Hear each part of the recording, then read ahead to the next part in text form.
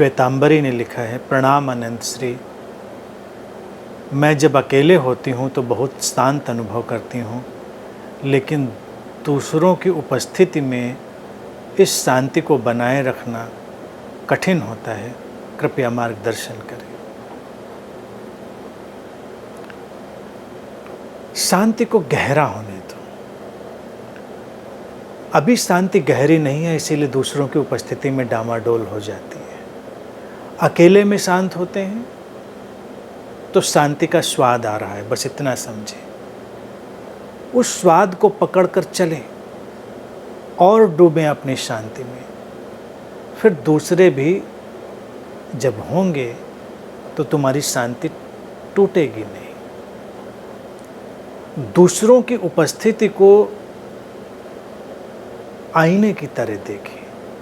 वो तुम्हारी शांति का दर्शन कराने के लिए, तुम्हारी शांति की पहचान कराने के लिए, तुम कितने शांत हो तुमको ये बताने के लिए। तो ये उस अर्थ में अगर देखेंगे तो बड़ा ही खूबसूरत मामला है। अगर दूसरे ना हो तो तुम्हें तुम्हारी शांति की गहराई का पता ही ना चले। अकेले में तुम मान लो कोई दिवा स्वप्न ही देख रहे हो, कई बार जिसको हम कहते हैं कोई ख्याली पुलाव, हमने मान लिया कि शांत है। कोई उत्तेजित करने का, विचलित करने का परिदृश्य ही नहीं है तो हम शांत हैं। कई बार अतीत में भी लोग ऐसी ही शांति की तलाश में जंगल चले जाते थे, हिमालय चले जाते थे। उसकी उपयोगिता है, जंगल हिमालय की उपयोगिता है। लेकिन अगर कोई लोगों से बचकर शांति तलाशने जाता है, परिवार से हटकर शांति तलाशने जाता है, तो फिर वो एक दुष्चक्र की स्थिति बन जाएगी। अर्थात जब तुम अकेले ही हो तो टकराव की कोई स्थिति नहीं है, तुम शांत अनुभव करोगे। लेकिन जब तुम किसी के साथ हो और तब भी शांत बने रहो, तो इसका अर्थ है शांति तुम्हारे भीतर रच बस चुकी है, तुम्हारे जीवन का हिस्सा बन चुकी है।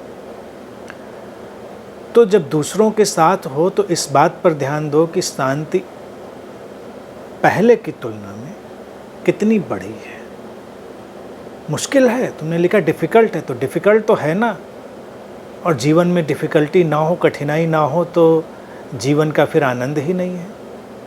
दूसरे तो होते ही कठिनाई पैदा करने के लिए हैं, तरह तरह की कठिनाइयाँ लेकर आते हैं। जीवन में अगर दूसरे ना हो तो जीवन बड़ा नीरस हो जाए, बेरौनक हो जाए। संबंध है, प्रीतिकर से प्रीतिकर संबंध हो, वो भी तुम्हारे लिए चुनौती बन जाते हैं एक वक्त पर। लेकिन उस चुनौती को सुलझा कर ही जीवन और सुंदर बनता है। जिसके जीवन में चुनौतियां नहीं हैं, उसका जीवन थोड़ा खोखला रह जाता है। बाधाओं से, चुनौतियों से जीवन समृद्ध होता है। दूसरों की उपस्थिति का आदर करो, सम्मान करो। वो अस्तित्व का उपहार हैं कि तुमको तुम्हारी शांति का दर्शन कराते हैं, तुम्हारी जो अंतर अवस्था है उसका दर्शन कराते हैं। बार बार देखें इस चीज़ को और फिर दूसरों के प्रति अनुग्रहित, ग्रेटफुल अनुभव करें। ये नहीं कि जाकर उनको आप धन्यवाद हर बार बोलें, लेकिन अपने अंतर मन में जानें कि अच्छा है ये व्यक्ति सामने रहा, नहीं तो मैं तो जान ही नहीं पाती कभी कि मेरे अंदर क्या छुपा हुआ है। ये व्यक्ति मेरे सामने ना होता तो मेरे अंतर जगत में इतना कुछ ये भरा पड़ा है जो निकल के सामने आया, ये कभी मुझे एहसास ही नहीं होता। तो इस निगाह से दूसरों को देखना शुरू करें तो दूसरे उलझन और बाधा के बजाय तुमको एक सहयोगी उपाय की तरह नज़र आने लगेंगे।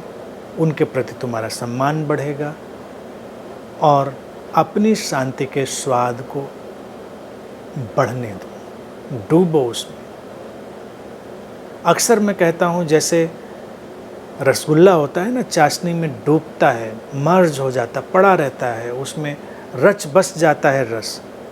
इसी तरह से एक साधक को अपनी शांति की चाशनी में रसगुल्ले की तरह बिल्कुल रच बस जाने देना चाहिए। और जब वो बिल्कुल शांति का रस तुम्हारे भीतर व्याप्त हो जाएगा तो उसकी मधुरता, उसकी मिठास फिर हर स्थिति में बनी रहेगी, वो खोएगी नहीं। तो ऐसे चलो तो कोई मुश्किल, कोई अड़चन नहीं है। चारों तरफ मधुरता और सुंदरता बनी रहेगी, लोगों के प्रति सम्मान भी बना रहेगा, अपनी शांति के प्रति भी सम्मान बना रहेगा, और जीवन के प्रति एक अहोभाव, ग्रेटिट्यूड, वो तुम्हारे साथ साथ चलता रहेगा।